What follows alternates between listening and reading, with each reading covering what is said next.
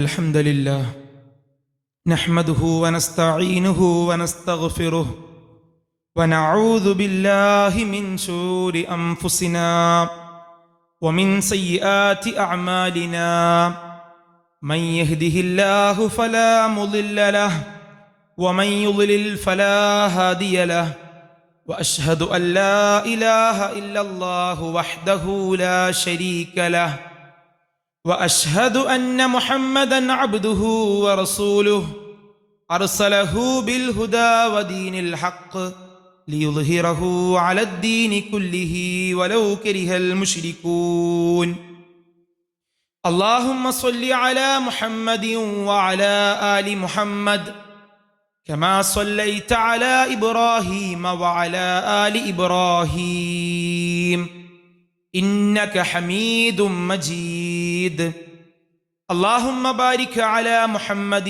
وعلى آل محمد كما باركت على إبراهيم وعلى آل إبراهيم إنك حميد مجيد أما بعد فإن خير الحديث كتاب الله وخير الهدي هدي محمد صلى الله عليه وسلم وشر الأمور محدثاتها وكل محدثة بدعة وكل بدعة ضلالة وكل ضلالة في النار أعوذ بالله من الشيطان الرجيم بسم الله الرحمن الرحيم يا أيها الذين آمنوا اتقوا الله حق تقاته ولا تموتن إلا وأنتم مسلمون يا أيها الناس اتقوا ربكم الذي خلقكم من نفس واحدة وخلق منها زوجها وبث منهما رجالا كثيرا ونساء واتقوا الله الذي تساءلون به والأرحام إن الله كان عليكم رقيبا يا أيها الذين آمنوا اتقوا الله وقولوا قولا سديدا يصلح لكم أعمالكم ويغفر لكم ذنوبكم ومن يطع الله ورسوله فقد فاز فوزا عظيما بسم الله الرحمن الرحيم واتقوا الله الذي تساءلون به والأرحام ആദരണരായ സത്യവിശ്വാസി വിശ്വാസിനികളെ, അള്ളാഹുവിൻ്റെ വിധിവിലക്കുകളും അവൻ്റെ നിയമനിർദ്ദേശങ്ങളും ജീവിതത്തിലുടനീളം പാലിച്ചുകൊണ്ട് ജീവിക്കണമേ എന്ന് ഓർമ്മപ്പെടുത്തുകയാണ് ദീനിൻ്റെ പേരിൽ വസിയത്ത് ചെയ്യുകയാണ്. അല്ലാഹു സുബ്ഹാനഹു വ തആല അതിനുള്ള തൗഫീക്ക് നൽകി നമ്മേവരെയും അനുഗ്രഹിക്കുമാറാകട്ടെ. മനുഷ്യൻ ഏറ്റവും കൂടുതൽ ബന്ധപ്പെട്ട് കിടക്കുന്ന ഒന്നാണ് അവൻ്റെ കുടുംബം എന്നുള്ളത്. കുടുംബ ബന്ധങ്ങൾ കണ്ണിമുറിയാതെ സംരക്ഷിച്ചു കൊണ്ടുപോകാൻ ഓരോ മുസ്ലിമിനും ബാധ്യതയുണ്ട് എന്നുള്ളത് നമ്മൾ ഒരിക്കലും വിസ്മരിച്ചുകൂടാ. രക്തബന്ധങ്ങളിലൂടെയും അതുപോലെ തന്നെ വൈവാഹിക ബന്ധങ്ങളിലൂടെയും കുടുംബ ബന്ധങ്ങൾ നമുക്കുണ്ടാകാറുണ്ട്. ആ ബന്ധങ്ങളൊക്കെ ചേർത്ത് പിടിക്കാൻ നമുക്ക് സാധിക്കേണ്ടതുണ്ട്. അല്ലാഹു സുബ്ഹാനഹു വ തആല പരിശുദ്ധ ഖുർആനിലൂടെയും റസൂലുള്ളാഹി സ്വല്ലല്ലാഹു അലൈഹി വസല്ലം അനേകം ഹദീസുകളിലൂടെയും പഠിപ്പിച്ച വിഷയമാണ് സിലത്തുർ റഹിം, കുടുംബബന്ധം ചേർക്കുക എന്നുള്ള വിഷയം. സൂറത്തുൻ നിസായിലെ 1-ാമത്തെ ആയത്തിൽ അല്ലാഹു പഠിപ്പിക്കുന്നുണ്ട്, വത്തഖുല്ലാഹല്ലദീ തസാഅലൂന ബിഹി വൽ അർഹാം. വത്തഖുല്ലാഹ്, നിങ്ങൾ അല്ലാഹുവിനെ സൂക്ഷിക്കണം. എന്നിട്ട് അല്ലാഹു പറയണം, അല്ലദീ തസാഅലൂന ബിഹി, നിങ്ങൾ അല്ലാഹുവിൻ്റെ പേരിൽ അന്യോന്യം ചോദിക്കുന്നുവോ നിങ്ങൾ അല്ലാഹുവിനെ സൂക്ഷിക്കണം. എന്നിട്ട് അല്ലാഹു പഠിപ്പിക്കുകയാണ്, വൽ അർഹാം, കുടുംബ ബന്ധത്തെ നിങ്ങൾ സൂക്ഷിക്കണം. അതിൽ തെറ്റുകൾ സംഭവിച്ചു കഴിഞ്ഞാൽ ഏറെ പ്രയാസം സംഭവിക്കുമെന്ന് റസൂലുള്ളാഹി സ്വല്ലല്ലാഹു അലൈഹി വസല്ലമയുടെ ഹദീസുകളിൽ നമുക്ക് കാണാൻ സാധിക്കും. കുടുംബബന്ധം അള്ളാഹുവിൻ്റെ അർശുമായി ബന്ധപ്പെട്ട് കിടക്കുന്നതാണെന്ന് പ്രവാചകന്റെ ഹദീസിൽ കാണാൻ സാധിക്കും. അള്ളാഹുവിൻ്റെ അർശ് പിടിച്ചുകൊണ്ട് പ്രവാചകൻ ഹദീസിൽ പഠിപ്പിക്കുകയാണ്, കുടുംബബന്ധം സിലത്തുർ റഹീം അത് സംസാരിക്കും. മൻ വസലനി വസലഹുല്ലാ, ആര് എന്നെ ചേർത്തുവോ വസലഹുല്ലാ, അവൻ അള്ളാഹു ചേർക്കും. അള്ളാഹുവിന് അവൻ്റെ അടുത്ത് സ്ഥാനമുണ്ട്. വമൻ ഖതഅനി ഖതഅഹുല്ലാ, ആര് കുടുംബബന്ധമായ എന്നെ വിച്ഛേദിച്ചുവോ, എന്നെ ഇല്ലാതാക്കിയോ, ഖതഅഹുല്ലാ, അവനുമായുള്ള ബന്ധം അള്ളാഹു മുറിച്ചു കളയുമെന്ന് ഹദീസിൽ പ്രവാചകൻ സ്വല്ലല്ലാഹു അലൈഹി വസല്ലം പഠിപ്പിക്കുകയാണ്. അതുകൊണ്ട് പ്രിയമുള്ളവരെ, നമ്മെ സംബന്ധിച്ചിടത്തോളം നമ്മൾ ദീനി രംഗത്തൊക്കെ സജീവമായി നിൽക്കാറുണ്ട്. ഒരുപാട് ഇബാദത്തുകൾ നിർവഹിക്കുന്ന ആളുകളാണ്. നമസ്കാരത്തിൻ്റെ വിഷയവും ദഅവാ പ്രവർത്തനങ്ങളിലും റമളാനായ സമയത്ത് ഒരുപാട് നോമ്പിൻ്റെ സമയങ്ങളിൽ സദഖ നൽകുവാനും സക്കാത്ത് നൽകുവാനും നന്മകളിലൊക്കെ ഒരുപാട് നമ്മൾ മത്സരിച്ചിട്ടുണ്ട്. അള്ളാഹു എല്ലാം നമ്മിൽ നിന്നും സ്വീകരിക്കുമാറാകട്ടെ. എന്നാൽ പ്രവാചകന്റെ ഹദീസിൽ കാണുന്ന വിഷയം, എല്ലാ മേഖലകളിലും വളരെ സജീവമായുള്ള വ്യക്തിത്വങ്ങൾ അവരെ ശൈത്വാൻ പിടിക്കുന്ന, അല്ലെങ്കിൽ ശൈത്വാൻ അവരുടെ ജീവിതത്തിൽ ഇടപെടുന്ന ഒരു മേഖലയാണ് കുടുംബ ബന്ധത്തിന്റെ വിഷയം. പലപ്പോഴും ഉപ്പയുമായി പിണങ്ങിക്കഴിയുന്ന മകൻ, ഉമ്മയുമായി പിണങ്ങിക്കഴിയുന്ന മക്കൾ, അതുപോലെ തന്നെ ഉപ്പയുടെ സഹോദരിമാർ, ഉമ്മയുടെ സഹോദരിമാർ, അങ്ങനെ തുടങ്ങിയ നമ്മുടെ രക്തബന്ധങ്ങളിലൂടെയുള്ള കുടുംബങ്ങൾ, അതുപോലെ തന്നെ വിവാഹ ബന്ധങ്ങളിലൂടെയുള്ള ആ ഉമ്മയും ഉപ്പയും ആ കുടുംബവും, അവരുമായിട്ടൊക്കെ ബന്ധം വിച്ഛേദിച്ച് അവിടേക്ക് ക്ഷണിക്കുകയോ അതല്ലെങ്കിൽ അങ്ങോട്ടേക്ക് ചെല്ലുക എന്നുള്ള ഒന്നും തന്നെ ഇല്ലാത്ത പല സഹോദരങ്ങളും നമുക്ക് മുന്നിലുണ്ട്.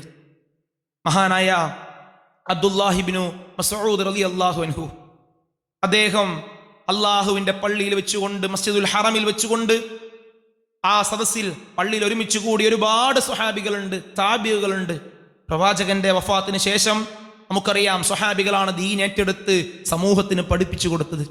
പള്ളിയിൽ വെച്ചുകൊണ്ട് അബ്ദുല്ലാഹി മസ്ഊദ് റളിയല്ലാഹു അൻഹു പറയാണ്, അവിടെ സ്വഹാബികൾ ഒരുമിച്ച് കൂടിയിട്ടുണ്ട്. താബികളായിട്ടുള്ള സ്വഹാബികൾക്ക് ശേഷം ഉത്തമ നൂറ്റാണ്ട് എന്ന് പഠിപ്പിക്കപ്പെട്ട താബികൾ ഒരുമിച്ച് കൂടിയിട്ടുണ്ട്. അവരുള്ള സദസ്സിൽ വെച്ചുകൊണ്ട് മഹാനായ അബ്ദുല്ലാഹി മസ്ഊദ് റളിയല്ലാഹു അൻഹു പറയുന്ന ഇസ്ലാമിക ചരിത്രം നമുക്ക് കാണാൻ സാധിക്കും. അദ്ദേഹം പറയാണ്, അള്ളാഹുവിൻ്റെ പള്ളിയിൽ ഇവിടെ റഹ്മത്തിന്റെ മലക്കുകൾ ഇറങ്ങി വരും. ദീന് കേൾക്കുന്ന, ദീന് ചർച്ച ചെയ്യുന്ന സദസ്സിൽ റഹ്മത്തിന്റെ മലക്കുകൾ ഇറങ്ങി വന്ന് അവിടെയുള്ള ഓരോ വ്യക്തികൾക്കും വേണ്ടി അള്ളാഹുവിനോട് പാപമോചനം ചോദിക്കും, ഇസ്തിഗ്ഫാറിനെ ചോദിക്കും. എന്നിട്ട് അദ്ദേഹം പറയാണ്, ഈ സദസ്സിലെങ്ങാനും കുടുംബബന്ധം വിച്ഛേദിച്ച, ഉപ്പയുമായി പിണങ്ങിക്കഴിയുന്ന, ഉമ്മയുടെ സഹോദരിയുമായി പ്രശ്നത്തിലുള്ള, അങ്ങനെയുള്ള എല്ലാ കുടുംബബന്ധത്തിലും പ്രശ്നങ്ങളുള്ള കുടുംബബന്ധം വിച്ഛേദിച്ച ആളുകൾ ഈ കൂട്ടത്തിലുണ്ടെങ്കിൽ അവർ ഈ സദസ്സിൽ എഴുന്നേറ്റു പോകണമെന്ന് മഹാനായ അബ്ദുല്ലാഹി മസ്ഊദ് റളിയല്ലാഹു അൻഹു പഠിപ്പിക്കാൻ. ആ സമയത്ത് ആ സദസ്സിൽ, മസ്ജിദുൽ ഹറമിൽ, ആ പള്ളിയിൽ സദസ്സിന്റെ ഏറ്റവും പിറകിൽ നിന്ന് യുവാവായ ഒരു വ്യക്തി എഴുന്നേറ്റു പോവുകയാണ്. നേരെ അദ്ദേഹം പള്ളിയിൽ നിന്ന് ഇറങ്ങിച്ചെന്ന് അദ്ദേഹം തൻ്റെ ഹദീസിൽ കാണാൻ സാധിക്കും, ഉപ്പയുടെ സഹോദരി അടുക്കിലേക്ക് കടന്നു ചെല്ലാണ്. എന്നിട്ട് ഉപ്പയുടെ സഹോദരിയുമായുള്ള പിണക്കം സലാം പറഞ്ഞുകൊണ്ട് ആ ബന്ധം ചേർത്തുകൊണ്ട് തിരിച്ചു വരികയാണ്. അദ്ദേഹത്തിന് ബോധ്യപ്പെടാൻ കാരണം, മഹാനായ അബ്ദുല്ലാഹി മസ്ഊദ് റളിയല്ലാഹു അൻഹു രണ്ട് കാര്യമാണ് പറഞ്ഞത്. ഒന്നാമത്തെ വിഷയം, ആ ദീന് പഠിക്കുന്ന സദസ്സിൽ ഒരു വ്യക്തി എങ്ങാനും കുടുംബബന്ധം വിച്ഛേദിച്ചവനുണ്ട് എങ്കിൽ അല്ലാഹു സുബ്ഹാനഹു വ തആല റഹ്മത്തിന്റെ മലക്കുകൾ ആ സദസ്സിലേക്ക് ഇറക്കുകയില്ല. റഹ്മത്തിന്റെ മലക്കുകൾ ആ ഒരു വ്യക്തിയെ കൊണ്ട് ആ ദീന് പഠിക്കുന്ന ആ പള്ളിയിലേക്ക് കടന്നു വരികയില്ല. ഒരു വ്യക്തി ആ സദസ്സിലുണ്ടെങ്കിൽ എന്ത് ചെയ്യും? അള്ളാഹുവിന്റെ നിഅമത്തും റബ്ബിന്റെ റഹ്മത്തും കാരുണ്യവും തടയപ്പെടുമെന്ന് പഠിപ്പിക്കുകയാണ്. എന്നിട്ട് അബ്ദുല്ലാഹി മസ്ഊദ് പറയാണ്, ഈ സദസ്സിൽ ആരെങ്കിലും ഉണ്ടെങ്കിൽ എഴുന്നേറ്റ് പോകണമെന്ന് പറഞ്ഞു. യുവാവായ വ്യക്തി എഴുന്നേറ്റ് പോയി. പിന്നീട് അദ്ദേഹം പറയുന്നുണ്ട്, ഉപ്പയുടെ സഹോദരിയുമായി പിണക്കത്തിലായിരുന്നു, സലാം പറഞ്ഞ് തൻ്റെ അമ്മായിയോട് സലാം പറഞ്ഞ് അദ്ദേഹം തിരിച്ചു വരികയാണ്.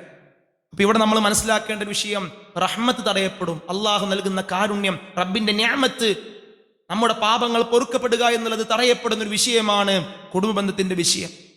അത് മാത്രമല്ല, ഹദീസിൽ കാണാൻ സാധിക്കും, പ്രവാചകൻ പഠിപ്പിക്കുകയാണ്, തഅബുദുല്ലാഹ വലാ തുശ്രികു ബിഹി ശൈആ, നീ അല്ലാഹുവിനെ ആരാധിക്കണം, വലാ തുശ്രികു ബിഹി ശൈആ, അല്ലാഹുവിൽ യാതൊന്നിനെയും നീ പങ്കു ചേർക്കരുത്. തുടർന്ന് പറയുന്നുണ്ട്, വതുഖീമുസ് സ്വലാ, നമസ്കാരം കൃത്യമായി നിലനിർത്തണം, വതുഅ്തിസ് സക്കാ, സക്കാത്ത് നീ നിർവഹിക്കണം, സക്കാത്ത് നൽകണം. എന്നിട്ട് പ്രവാചകൻ പഠിപ്പിക്കുകയാണ്, നമസ്കാരവും അള്ളാഹുവിനെ ആരാധിക്കുന്ന തൗഹീദ് പഠിപ്പിച്ചു, നമസ്കാരം പഠിപ്പിച്ചു, ശേഷം സക്കാത്ത് നൽകാൻ പറഞ്ഞു. എന്നിട്ട് പഠിപ്പിക്കുന്നത് വതസിലു റഹീം, അള്ളാഹുവിനെ മാത്രം ആരാധിക്കുന്ന മുവഹിദായ തൗഹീദുള്ള ഒരു വ്യക്തി സ്വർഗത്തിലേക്ക് അവൻ പ്രവേശിക്കും. അവൻ നമസ്കാരം കൃത്യമായി അനുഷ്ഠിക്കുന്നുണ്ടെങ്കിൽ ആ നമസ്കാരത്തിൽ യാതൊരു വിട്ടുവീഴ്ചയും ഇല്ലാതെ അവനത് അനുഷ്ഠിക്കുന്നുണ്ട് എങ്കിൽ അവന് സ്വർഗമുണ്ട്. സക്കാത്ത് കൃത്യമായി നൽകിക്കഴിഞ്ഞാൽ, നിർബന്ധിത ദാനമാണ് ഇസ്ലാം പഠിപ്പിച്ച സക്കാത്ത്, അത് നൽകിക്കഴിഞ്ഞാൽ പിന്നെ പറയുന്ന കാര്യം വതസിലുർ റഹിം, കുടുംബബന്ധം ചേർക്കണമെന്ന് റസൂലുള്ളാഹി സ്വല്ലല്ലാഹു അലൈഹി വസല്ലം ഹദീസിൽ പഠിപ്പിക്കാൻ. ഒരുപാട് ഹദീസുകൾ വിശദീകരിച്ച് കാണാൻ സാധിക്കും. പ്രവാചകൻ പറയുന്നുണ്ട് വസിലുൽ അർഹാം, നിങ്ങൾ കുടുംബബന്ധം ചേർക്കണം. അതുമാത്രമല്ല, നമ്മളെടുത്ത് പരിശോധിച്ചു കഴിഞ്ഞാൽ പ്രവാചകന്റെ ഭാര്യയായിരുന്ന ഖദീജ ബീവിയുടെ മരണത്തിന് ശേഷവും പ്രവാചകൻ ആ കുടുംബവുമായുള്ള ബന്ധം എപ്പോഴും ഏറ്റവും നല്ല രൂപത്തിൽ കാത്തു സൂക്ഷിച്ചിരുന്നു. അത് അറ്റുപോകാതെ, അതിൻ്റെ ആ ബന്ധം മുറിഞ്ഞു പോകാതെ പ്രവാചകൻ ആ കുടുംബത്തിനെ പരിഗണിച്ചിരുന്നു. പ്രവാചകൻ അഖീഖറക്കും, ആടിഞ്ഞറുത്തു കഴിഞ്ഞാൽ മാംസത്തിന്റെ വിഹിതം ഖദീജ ബീവിയുടെ കുടുംബത്തിലേക്ക് കൊടുത്തയക്കുമായിരുന്നു.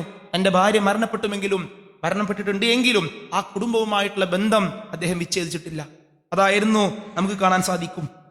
അതുപോലെ തന്നെ പ്രവാചകൻ ഏറ്റവും വലിയ സുന്നത്താണ് കുടുംബബന്ധം ചേർക്കുക എന്നുള്ളത്. നമുക്കറിയാം, മഹാനായ അബൂ അയ്യൂബുൽ അൻസാരി റളിയല്ലാഹു അൻഹു, അദ്ദേഹത്തിന് അള്ളാഹു ഒരുപാട് അനുഗ്രഹങ്ങൾ നൽകിയ സ്വഹാബിയാണ്.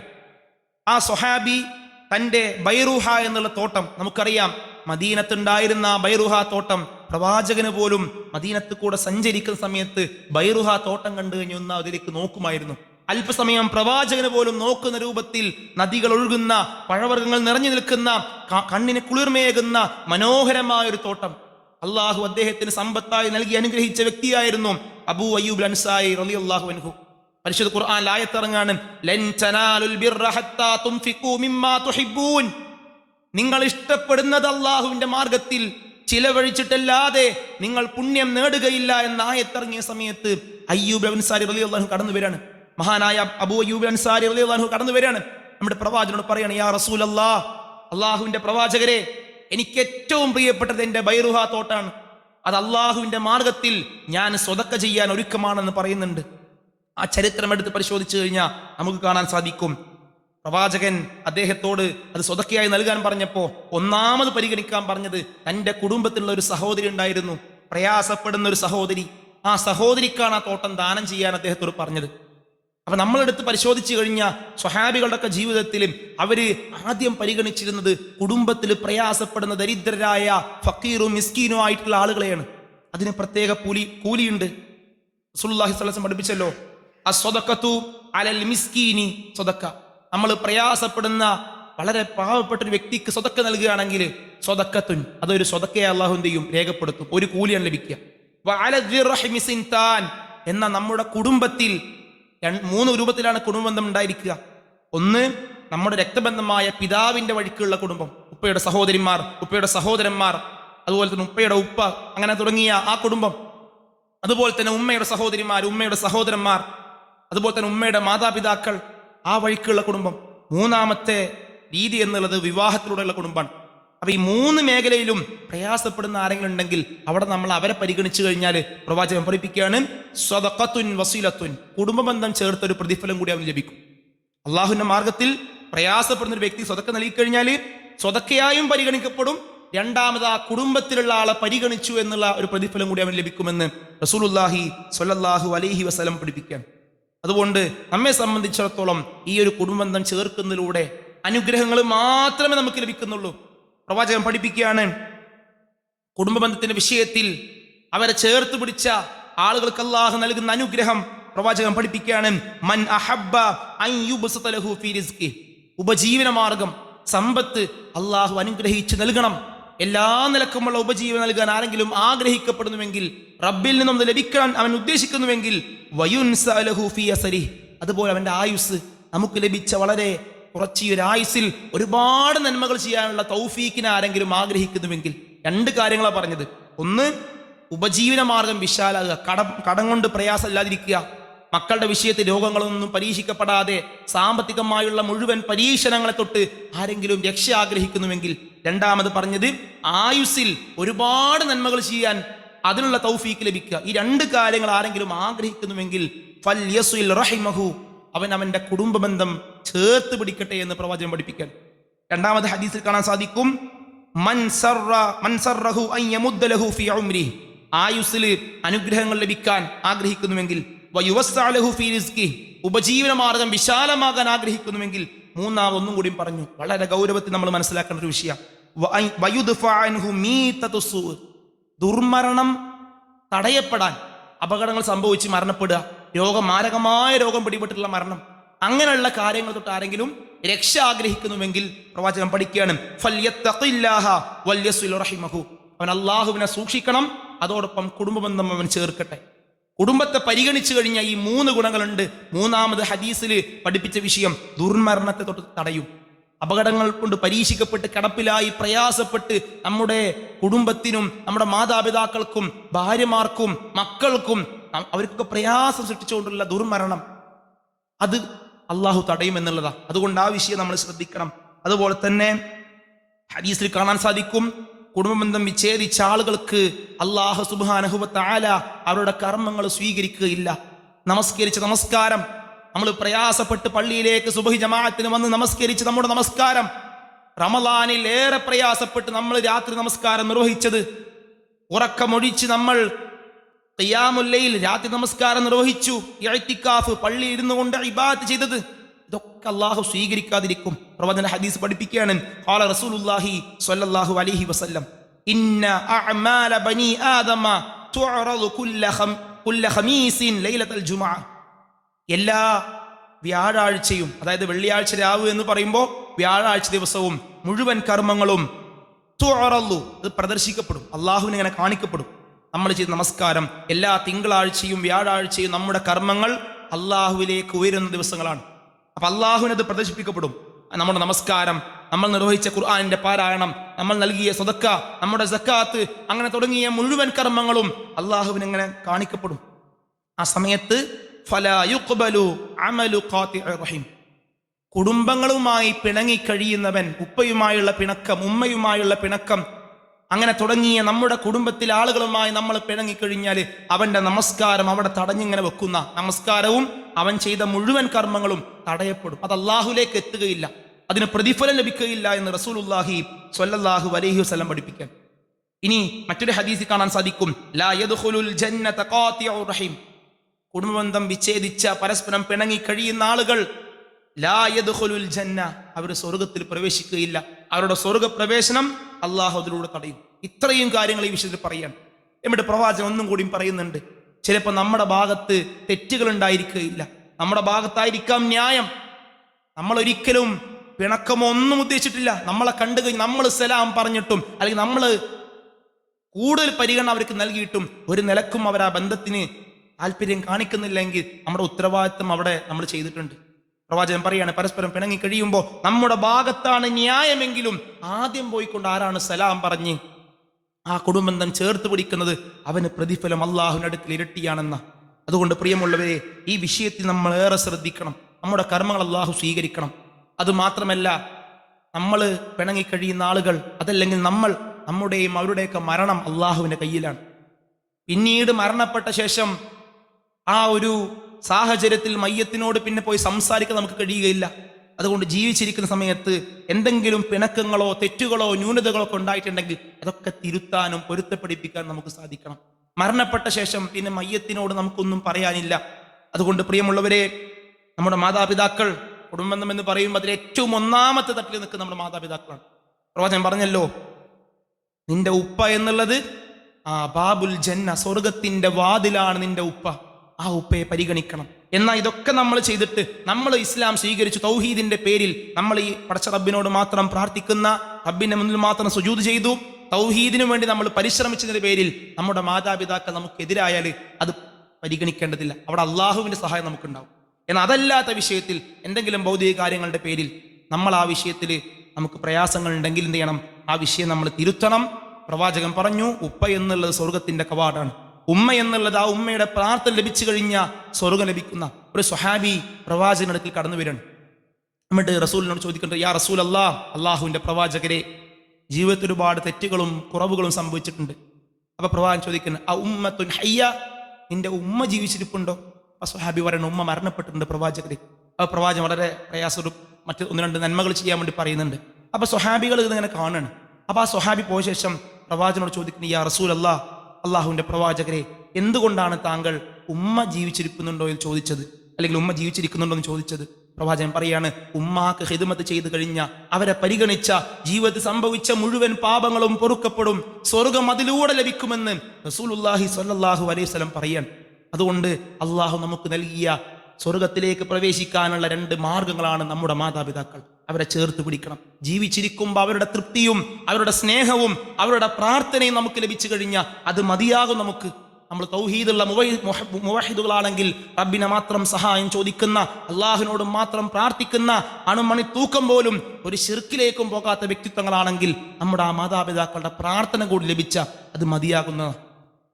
അതുകൊണ്ടാണ് സ്വഹാബിയുടെ പ്രവാചകൻ പറയുന്നത്, അതുകൊണ്ടാണ് ഞാൻ ഉമ്മ ജീവിച്ചിരിപ്പുണ്ടോ എന്ന് ചോദിച്ചത്. ഉണ്ടെങ്കിൽ അവർക്ക് നന്മ ചെയ്ത സ്വർഗത്തിലേക്ക് വളരെ എളുപ്പത്തിലെത്താൻ കഴിയും. നമുക്കറിയാം, പ്രവാചകൻ സ്വല്ലല്ലാഹു അലൈഹി വസല്ലം മിമ്പറിൽ നിൽക്കുന്ന സമയത്ത് 3 തവണ പ്രവാചകൻ ഉറക്കെ ആമീൻ ആമീൻ ആമീൻ എന്ന് പറയാൻ. നമുക്കറിയാം, പ്രവാചകൻ വഹി ഇറങ്ങുമെന്ത് ചെയ്യും? പ്രവാചകന്റെ മുഖം ചുവക്കും, പ്രവാചകൻ വളരെ പ്രയാസപ്പെടും. സ്വഹാബികൾ പിന്നീട് ചോദിക്കുന്നുണ്ട്, യാ റസൂലല്ലാഹ്, അള്ളാഹുവിന്റെ പ്രവാചകരെ, താങ്കൾ എന്തുകൊണ്ടാണ് മിമ്പറിൽ വെച്ചുകൊണ്ട് 3 തവണ ആമീൻ ആമീൻ ആമീൻ എന്ന് പറഞ്ഞത്? അതിൽ പ്രവാചകൻ 2 കാര്യങ്ങൾ ഇനി പറയുന്നുണ്ട്. അതിൽ ഒന്നാമത് പറഞ്ഞത്, ഒരു റമളാന് ലഭിച്ചിട്ട് ജീവിതത്തിലെ പാപങ്ങളൊന്നും പൊറുക്കപ്പെടാതെ അങ്ങനെ റമളാൻ കഴിച്ചു കൂട്ടിയ അവൻ മുഖം കുത്തി നരകത്തിലേക്ക് അവൻ എറിയപ്പെടട്ടെ. ഇതാണ് ജിബ്രീൽ അലൈഹിസ്സലാം പ്രാർത്ഥിച്ചത്. അതിനാണ് ഞാൻ ആമീൻ പറഞ്ഞത്. രണ്ടാമത് പറയുന്ന വിഷയം, പ്രായം ചെന്ന, പ്രയാസപ്പെടുന്ന, ഇപ്പോഴൊക്കെ നമ്മുടെ മാതാപിതാക്കൾ നമ്മൾ ആദരിക്കും, അവർക്ക് വേണ്ട കാര്യങ്ങൾ ചെയ്യും. എന്നാൽ കുറച്ചുകൂടിയും കഴിഞ്ഞ് അവർ നമ്മൾ ആശ്രയിക്കുന്ന ഒരു സാഹചര്യം വരും. ആ സമയത്ത് പ്രവാചകൻ ഹദീസ് പഠിപ്പിക്കുകയാണ്, ജിബ്രീൽ പറഞ്ഞു, പ്രായം ചെന്ന മാതാപിതാക്കളെ ലഭിച്ചിട്ട് സ്വർഗം ലഭിക്കാത്ത ഒരു മകനുണ്ടെങ്കിൽ അവന് മുഖം കുത്തി നരകത്തിലേക്ക് പതിക്കട്ടെ എന്ന ജിബ്രീൽ അലൈഹി സ്വലാത്തു വസ്സലാമിന്റെ പ്രാർത്ഥന. മലക്കുകളുടെ നേതാവ് സയ്യിദാണ് ജിബ്രീൽ അലൈഹി സ്വലാത്തു വസ്സലാമ. അള്ളാഹുവിനേറെ ഇഷ്ടമുള്ള മലക്കാണ്. ആ മലക്കാണ് പ്രാർത്ഥിച്ചത്. സയ്യിദുൽ അംബിയ, പ്രവാചകന്മാരുടെ നേതാവായ മുഹമ്മദ് റസൂലുള്ളാഹി സ്വല്ലല്ലാഹു അലൈഹി വസല്ലം ആമീൻ പറഞ്ഞു. അള്ളാഹു ആ പ്രാർത്ഥന ഒരിക്കലും തട്ടിയകറ്റുകയില്ല. അപ്പൊ ഇവിടെയും നമ്മൾ മനസ്സിലാക്കേണ്ട ഒരു വിഷയം, അവിടെ മാതാപിതാക്കളോട് കാണിക്കേണ്ട പരിഗണനയും സ്നേഹത്തിന്റെയും ഗൗരവം പഠിപ്പിക്കാൻ. നമ്മൾ എത്ര ഇബാദത്ത് ചെയ്ത് നമസ്കരിച്ച് നന്മകൾ ചെയ്തിട്ടും മാതാപിതാക്കളുടെ വിഷയത്തിലോ കുടുംബത്തിന്റെ വിഷയത്തിലോ അവരെ പരിഗണിക്കാത്ത ഒരു ജീവിത സാഹചര്യമാണെങ്കിൽ നമ്മൾ അള്ളാഹുവിനെ സൂക്ഷിക്കണം. കൃത്യമായി അള്ളാഹു ചോദ്യം ചെയ്യും. അതുകൊണ്ടാണ് ഹദീസിൽ പഠിപ്പിച്ചത്, പ്രായം ചെന്ന മാതാപിതാക്കളെ ലഭിച്ചിട്ട് അതിലൂടെ അവരെ പരിഗണിച്ച് സ്നേഹിച്ച് അവരെ അങ്ങനെ ഏറ്റവും നല്ല രൂപത്തിൽ പരിചരിച്ചുകൊണ്ട് അങ്ങനെ അവർ മരണപ്പെട്ട് കഴിഞ്ഞ ആ ഒരു കാരണം കൊണ്ട് സ്വർഗപ്രവേശനം എളുപ്പമാകുന്ന. അതുകൊണ്ട് പ്രിയമുള്ളവരെ, നമ്മളേറെ ശ്രദ്ധിക്കണം. ഇന്ന് നമ്മുടെ മക്കൾക്കൊന്നും കുടുംബത്തിന്റെ വിഷയത്തിൽ ഒരു അറിവുമില്ല. ആരൊക്കെയാണ് ഉപ്പയുടെ സഹോദരന്മാര്, ഉമ്മയുടെ സഹോദരിമാർ ആരൊക്കെയാണ് നമുക്കറിയാം. നമ്മുടെ ഉപ്പയുടെ മരണശേഷം ആ സ്ഥാനത്ത് നമ്മൾ കാണേണ്ട ആളുകളാണ് ഉപ്പയുടെ സഹോദരന്മാർ. ഉമ്മ മരണപ്പെട്ട് കഴിഞ്ഞാൽ ഉമ്മയുടെ സ്ഥാനത്ത് അതേ പരിഗണനയും പരിചരണം നൽകേണ്ട ആളുകളാണ് ഉമ്മയുടെ സഹോദരിമാർ. അവരൊന്ന് സന്ദർശിക്കാനും അല്പം തിരക്കുകളൊക്കെ മാറ്റിവെച്ച്, നമ്മൾ മനുഷ്യരാണ്, നമുക്ക് ജോലി തിരക്കുകളും കാര്യങ്ങളും എല്ലാം ഉണ്ട്, പക്ഷേ അല്പസമയം അവർക്ക് വേണ്ടി മാറ്റിവെക്കാനും അവർക്ക് ഹദിയ നൽകുക, സമ്മാനം നൽകുക, വസ്ത്രം എടുത്ത് നൽകുക, ഒക്കെ പ്രവാചകന്റെ സുന്നത്താണ്. ഉമ്മയുടെ സഹോദരിമാരെന്നൊക്കെ പറഞ്ഞ ഉമ്മയുടെ സ്ഥാനത്താണ്. ഉമ്മ മരണപ്പെട്ട് കഴിഞ്ഞാൽ പ്രവാചകൻ ചോദിക്കുന്നുണ്ട്, യാ റസൂലല്ലാഹ്, അള്ളാഹുവിന്റെ പ്രവാചകരെ, ഉമ്മയും ഉപ്പയും മരണപ്പെട്ടു, ഇനി ഞാൻ ആരെയാണ് പരിഗണിക്കേണ്ടത്? ആരോടെ ഞാൻ സ്നേഹപ്രകടനം നടത്തേണ്ടത്? ആ സമയത്ത് പ്രവാചകൻ പറയാണ്, ഉപ്പയുടെ സഹോദരന്മാരുണ്ട്, അവരെ പരിഗണിക്കണം. എന്ത് കാര്യങ്ങളുണ്ടെങ്കിലും അവരൊന്ന് അറിയിക്കുക. നമ്മുടെ കുടുംബത്തിലെ എല്ലാ സന്തോഷങ്ങളിലും പ്രയാസഘട്ടങ്ങളിലും ഒപ്പം നിൽക്കേണ്ടവരാണ് മാതാപിതാക്കൾ. അവരില്ലാത്ത അവരുടെ അഭാവത്തിൽ ആ ഉമ്മയുടെ സഹോദരിമാരൊക്കെ പരിഗണിക്കാനും അവരെ സന്ദർശിക്കാനും അവർക്ക് വേണ്ടി നന്മകൾ ചെയ്യാൻ അവർക്ക് വേണ്ടി പ്രാർത്ഥിക്കാനൊക്കെ നമുക്ക് സാധിക്കണം. അത് ഏറെ നമ്മൾ ശ്രദ്ധിക്കേണ്ട വിഷയമാണ്. അതുപോലെ നമ്മുടെ മാതാപിതാക്കൾ മരണപ്പെട്ടിട്ടുണ്ടെങ്കിൽ നമ്മുടെ 5 നേരം നമസ്കാര ശേഷം ഒരു സമയം അവർക്ക് മാറ്റിവെക്കുക, അവർക്ക് വേണ്ടി പ്രാർത്ഥിക്കുക. നമ്മുടെ മാതാപിതാക്കൾക്ക് മക്കൾ ചെയ്യുന്ന കർമ്മങ്ങളുടെ ഒരു വിഹിതം ലഭിക്കും. അത് എത്ര പ്രായമുള്ള മക്കളാണ്, 60 വയസ്സ് വരെ ജീവിച്ചൊരു മകൻ, ഒരു മകൾ പ്രായം ചെന്ന് മരണപ്പെട്ട ആ ഉമ്മാക്ക് വേണ്ടി അവർ ജീവിക്കുന്ന കാലഘട്ടം മുഴുവൻ അവർക്ക് വേണ്ടി പാപമോചനം ചോദിക്കാനും പൊറുക്കാനും നമുക്ക് സാധിക്കണം. പ്രവാചകന്റെ ഹദീസിൽ കാണാം, ഒരു ഉമ്മ ചോദിക്കുന്നുണ്ട്, പ്രവാചകന്റെ ഹദീസിൽ കാണാം, അള്ളാഹുവേ, ഞാൻ ഇത്രയേറെ കർമ്മങ്ങളൊന്നും ജീവിതത്തിൽ ചെയ്തിട്ടില്ല, പക്ഷേ സ്വർഗത്തിൽ ഓരോ ദിവസവും എൻ്റെ സ്ഥാനം അങ്ങനെ ഉയർന്നു വരികയാണ്. ആ ഉമ്മക്ക് അള്ളാഹു നൽകുന്ന മറുപടി, വലദുൻ സ്വാലിഹുൻ യദ്ഉ ലഹു, നിനക്ക് വേണ്ടി പ്രാർത്ഥിക്കുന്ന നന്മകളിൽ ഏറ്റവും മുന്നിലുള്ള ആ മകനുണ്ട്. ഒരു മകൻ അങ്ങനെ ഉണ്ടായാൽ മതി. ആ ഒരു മകനെ കൊണ്ട് ആ ഉമ്മാക്കും ഉപ്പാക്കും സ്വർഗത്തിൽ ദർജകൾ ഉയരുന്ന. അതുകൊണ്ട് നമ്മൾ ആലോചിക്കണം, നമ്മുടെ ഉമ്മയും ഉപ്പയും ജീവിച്ചിരിക്കുന്ന കാലഘട്ടത്തിൽ അവർ ചെയ്ത നന്മകൾ അവർക്ക് ലഭിക്കും. എന്നാൽ മരണപ്പെട്ട് കഴിഞ്ഞാൽ അവർക്കുള്ളൊരു മാർഗമാണ് നമ്മൾ. അതുകൊണ്ട് ആ രൂപത്തിൽ നന്മകൾ വർദ്ധിപ്പിക്കാനും കുടുംബത്തിനെ ചേർത്ത് പിടിക്കാൻ മാതാപിതാക്കളെ കൊണ്ട് പ്രാർത്ഥിക്കാൻ നമ്മൾ പരിശ്രമിക്കുക. അള്ളാഹു അതിനുള്ള തൗഫീക്ക് നൽകി നമ്മെ ഏവരെയും അനുഗ്രഹിക്കുമാറാകട്ടെ.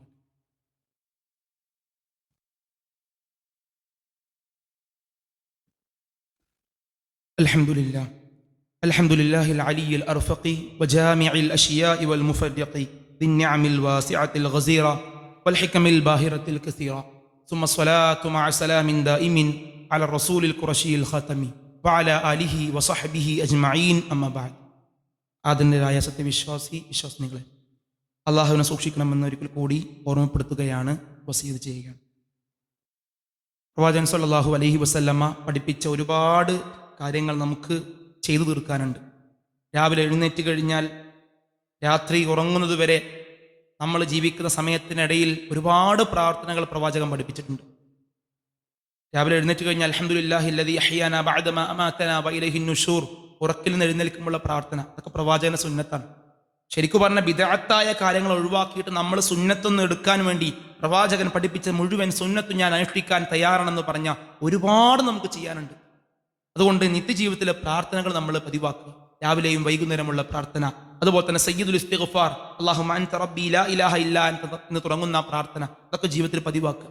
റമളാനിൽ ഒരുപാട് നന്മകൾ നമ്മൾ ചെയ്തിട്ടുണ്ട്. അതിൻ്റെ ഒരു തുടർച്ചയായിട്ട് നമ്മുടെ ജീവിതത്തിൽ പ്രാർത്ഥനകൾ പതിവാക്കുക. അതുപോലെ തന്നെ പള്ളിയിൽ കയറുമ്പോഴുള്ള പ്രാർത്ഥന, പള്ളിയിൽ ഇറങ്ങുമ്പോഴുള്ള പ്രാർത്ഥന, ബാങ്കിന് ശേഷമുള്ള പ്രാർത്ഥന, ഇനി പള്ളിയിലേക്ക് വരുന്ന സമയത്ത് വുളു എടുത്തു കഴിഞ്ഞാൽ വുളുവിന് ശേഷം പ്രാർത്ഥന ഉണ്ട്. അങ്ങനെ തുടങ്ങിയ ഒരുപാട് നന്മകൾ, ഒരുപാട് ഇബാദാത്തുകൾ നമുക്ക് നിർവഹിക്കാനുണ്ട്. വിദഅത്തൊക്കെ മാറ്റിവെച്ച് സുന്നത്തുകൾ നമ്മൾ എന്ത് ചെയ്യുക, അതിനൊരു പരിഗണന നൽകുക.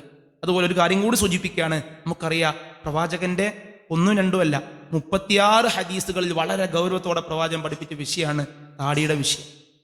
4 മദ്ഹബിന്റെ ഇമാമിങ്ങളും, ഇമാം അബൂ ഹനീഫ റഹ്മത്തുള്ളാഹി അലൈഹി, ഇമാം ഷാഫിഈ, ഇമാം മാലിക് റഹ്മത്തുള്ളാഹി അലൈഹി, ഇമാം ഷാഫിഈ റഹ്മത്തുള്ളാഹി അലൈഹി, ഇമാം അഹ്മദ് ബിൻ ഹംബൽ റഹിമഹുമുല്ലാ, ഇവർ 4 പേരും വളരെ ഇത്തിഫാക്കായിക്കൊണ്ട് യോജിച്ചുകൊണ്ട് പറഞ്ഞ വിഷയമാണ് എന്ത്, താടി പഠിക്കുക എന്നുള്ളത് ഹറാമാണ്.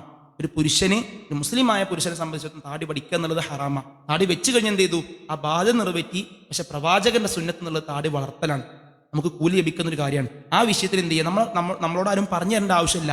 നമുക്ക് അറിവും കാര്യങ്ങളൊക്കെ കേട്ട് മനസ്സിലാക്കുന്ന ആളുകളാണ്. ഇനിയും അള്ളാഹുവിൻ്റെ അടുത്തേക്ക് നമ്മൾ മടങ്ങാൻ സമയം അടുത്തുകൊണ്ടിരിക്കുകയാണ്. നമ്മുടെ മരണത്തിലേക്ക് നമ്മളിങ്ങനെ അടുക്കുമ്പോൾ ഇനിയൊക്കെ കുറച്ച് സുന്നത്തുകൾ കൂടുതലായി അനുഷ്ഠിക്കാനും നന്മകൾ ചെയ്യാനും നമുക്ക് പ്രവാചകൻ പഠിപ്പിച്ച രൂപത്തിലുള്ള ഭംഗി മതി. ഭംഗിയുള്ള വസ്ത്രം ധരിക്കാം, ഏറ്റവും നല്ല രൂപത്തിൽ നമുക്ക് നടക്കാം. പക്ഷേ താടിയൊക്കെ എന്ന് പറയുമ്പോൾ പ്രവാചകൻ പഠിപ്പിച്ച സുന്നത്താണ്. അത് ഈ ഒരു റമളാൻ മുതൽ നമ്മൾ ആരംഭിച്ചിരിക്കുകയാണെങ്കിൽ, ഈ ഒരു റമളാൻ മുതൽ ഞാൻ ആ നന്മ തുടങ്ങുകയാണെന്ന നിയ്യത്തോടു കൂടി നമ്മളത് സ്റ്റാർട്ട് ചെയ്തിട്ടുണ്ടെങ്കിൽ, ആരംഭിച്ചിട്ടുണ്ടെങ്കിൽ, ഇതൊക്കെ നമുക്ക് വലിയ മുതൽക്കൂട്ടാണ്.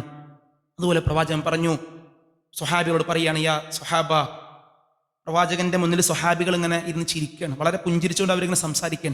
ആ സമയത്ത് പ്രവാചകൻ പറഞ്ഞ വാക്കുകൾ നമ്മൾ ഓർമ്മയിലുണ്ടാക്കണം. പ്രവാചകൻ വിളിക്കുകയാണ്, യാ സ്വഹാബ, സ്വഹാബികളെ.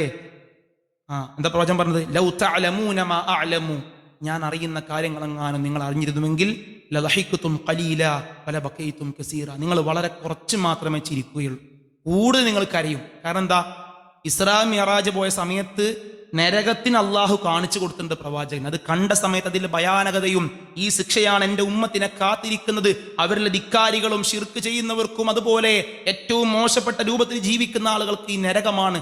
ഇത് കണ്ട പ്രവാചകൻ പിന്നീട് ജീവിതത്തിൽ പ്രവാചകൻ ഒരിക്കലും പൊട്ടിച്ചിരിച്ചിട്ടില്ല. ഹദീസിൽ കാണാൻ സാധിക്കും.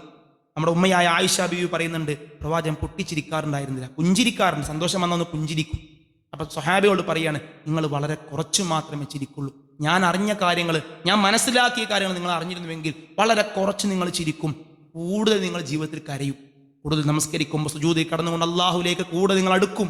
അതുകൊണ്ട് പ്രിയമുള്ളവരെ, നമ്മുടെ ജീവിതത്തിൽ ഒരു മടക്കം എന്നുള്ളത് അനിവാര്യമാണ്. ആ മടങ്ങുന്നതിന് മുമ്പ് ഒരുപാട് നന്മകൾ നമുക്ക് ചെയ്യാനുണ്ട്.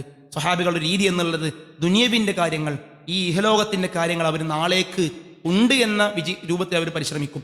ജോലി ചെയ്യുമ്പോൾ നാളേക്ക് കൂടി ഞാനുണ്ട്, എൻ്റെ മക്കൾക്ക് ചിലവിൽ നൽകണം, ഭാര്യയെ പരിഗണിക്കണം, പരിചരിക്കണം, അതിനുവേണ്ടി ദുനിയവിയായ കാര്യങ്ങളൊക്കെ നാളേക്ക് വേണ്ടി എന്ത് ചെയ്യും, നാളെ കൂടി ഞാനുണ്ട് എന്ന അർത്ഥത്തിൽ പരിശ്രമിക്കും. അത് പ്രവാചകൻ പഠിപ്പിച്ച കാര്യമാണ്. എന്നാൽ സ്വഹാബികൾ പരലോകത്തിൻ്റെ വിഷയമാണെങ്കിൽ, ഇന്ന് മുതൽ ഞാൻ സുബഹി ജമാഅത്ത് ആരംഭിക്കും, അല്ലെങ്കിൽ പള്ളിയിലേക്ക് വരുന്ന കൃത്യമായി നമസ്കാരത്തിൻ്റെ വിഷയത്തിൽ ഞാൻ ശ്രദ്ധ കൊടുക്കും, അത് ഇന്ന് ആരംഭിക്കും, നാളേക്ക് മാറ്റി വെക്കൂല. സ്വതക്ക കൊടുക്കാണ്ടെങ്കിൽ നാളേക്ക് അത് മാറ്റി വെക്കൂല. കാരണം ഇന്ന് ഈ ഒരു ജുമയോട് ഞാൻ മരണപ്പെട്ട് കഴിഞ്ഞാൽ ഇതിൻ്റെ അവസാന നിസ്കാരം. ഇതായിരുന്നു സ്വഹാബികളുടെ ചിന്ത. പിന്നെ ഒരു സുബഹി എനിക്കില്ല, ഇന്ന് മരണപ്പെട്ട പിന്നെ നാളെ സുബഹിക്ക് ഞാൻ ഉണ്ടാവില്ല. മാതാപിതാക്കളും കുടുംബങ്ങളും എല്ലാവരും വരും. പിന്നെ നമ്മുടെ പേര് പോലും പരാമർശിക്കൂല, അല്ലേ? മയ്യത്ത് എപ്പോഴാണ് എടുക്കുക, എപ്പോഴാണ് ജനാസ, എപ്പോഴാണ് മയ്യത്തിൻ്റെ ജനാസ നിസ്കരിക്കുക, എപ്പോഴാണ് മയ്യത്ത് കുളിപ്പിക്കുക, പിന്നെ അതായിരിക്കും ജനങ്ങൾ ചോദിക്കുക. അതുകൊണ്ട് പ്രിയമുള്ളവരെ, നമ്മൾ ഏറ്റവും നല്ല രൂപത്തിൽ ഉണ്ടാകണം. അതുപോലെ തന്നെ സൂചിപ്പിക്കാനുള്ളത്, നമ്മെ സംബന്ധിച്ചിടത്തോളം നമ്മൾ തൗഹീദുള്ള മുവഹിദുകളായ ആളുകളോടൊപ്പം ഉണ്ടായിരിക്കണം. ദഅവാ പ്രവർത്തനങ്ങൾക്ക് നമ്മൾ സജീവാകുക. നമ്മൾ മരണപ്പെട്ടു എന്ന് കേട്ട് കഴിഞ്ഞാൽ 40 മുവഹിദുകൾ വന്നുകൊണ്ട് അല്ലാഹു മഗ്ഫിർ ലഹു, അള്ളാഹുവെ പുറത്തു കൊടുക്കണേ, അങ്ങനെ നമുക്ക് വേണ്ടി പ്രാർത്ഥിച്ചു കഴിഞ്ഞാൽ അള്ളാഹു പാപങ്ങൾ പൊറുക്കും, സ്വർഗം നൽകുമെന്ന് പഠിപ്പിച്ചു. അതുപോലെ തന്നെ നമ്മൾ മരണപ്പെട്ട് കഴിഞ്ഞാൽ നമ്മുടെ മക്കൾ അവർ ഇമാമ് എന്നുകൊണ്ട് അല്ലാഹു മഗ്ഫിർ ലഹു, അള്ളാഹു ഉപ്പയ്ക്ക് പുറത്തു കൊടുക്കണേ, ഉമ്മാക്ക് പുറത്തു കൊടുക്കണേ എന്ന് ആത്മാർത്ഥമായി അവർ പ്രാർത്ഥിച്ച അത് നമുക്ക് ലഭിക്കും. അതിന് നമ്മൾ എന്ത് ചെയ്യണം? നമ്മളെല്ലാത്തും സജീവമാണ്. ഖുർആൻ ക്ലാസ്സുകളിലും ദീനി സദസ്സുകളിലൊക്കെ നമ്മളുണ്ട്. മക്കൾ വളരെ പിന്നിലാണെങ്കിൽ അവരെ കൂടി ചേർത്ത് പിടിക്കാൻ നമുക്ക് സാധിക്കണം. ആ രൂപത്തിൽ ദീന് കൃത്യമായി മനസ്സിലാക്കി ആ രൂപത്തിൽ ജീവിക്കാൻ അല്ലാഹു സുബ്ഹാനഹു വ തആല നമുക്ക് ഏവർക്കും തൗഫീക്ക് നൽകി അനുഗ്രഹിക്കുമാറാകട്ടെ. നമ്മൾ രോഗം കൊണ്ട് പ്രയാസപ്പെടുന്ന ഒരുപാട് സഹോദരങ്ങളുണ്ട്. അവർക്ക് അല്ലാഹു രോഗത്തിന് ശിഫ നൽകി അനുഗ്രഹിക്കുമാറാകട്ടെ. കടം കൊണ്ട് പ്രയാസപ്പെടുന്ന ഒരുപാട് സഹോദരങ്ങളുണ്ട്. കടം വീട്ടാനുള്ള തൗഫീക്ക് നൽകി അല്ലാഹു അനുഗ്രഹിക്കുമാറാകട്ടെ. നമ്മിൽ നിന്ന് മരണപ്പെട്ടു പോയ നമ്മുടെ സഹപ്രവർത്തകർ, കുടുംബങ്ങൾ, പണ്ഡിതന്മാർ, അല്ലാഹു അവർക്ക് മഗ്ഫിറത്തും മർഹമത്തും നൽകി അനുഗ്രഹിക്കുമാറാകട്ടെ. അല്ലാഹുമ്മ ഗഫിർ ലിൽ മുഅ്മിനീന വൽ മുഅ്മിനാത്ത് വൽ മുസ്ലിമീന വൽ മുസ്ലിമാത്ത്. അല്ലാഹുമ്മ അൻസുരിൽ മുസ്ലിമീന ഫീ കുല്ലി മകാൻ. റബ്ബനാ ഹബ് ലനാ മിൻ അസ്വാജിനാ വദുർരിയാതിനാ ഖുർറത അഅ്യുനിൻ വജഅൽനാ ലിൽ മുത്തഖീന ഇമാമ. അല്ലാഹുമ്മ അജിർനാ മിനൻ നാർ. അല്ലാഹുമ്മ അജിർനാ മിനൻ നാർ. അല്ലാഹുമ്മ അജിർനാ മിനൻ നാർ. അല്ലാഹുമ്മ അജിർ വാലിദൈനാ മിനൻ നാർ. ربنا آتنا في الدنيا حسنة وفي الآخرة حسنة وقنا عذاب النار. سبحان ربك رب العزة عما يصفون وسلام على المرسلين والحمد لله رب العالمين.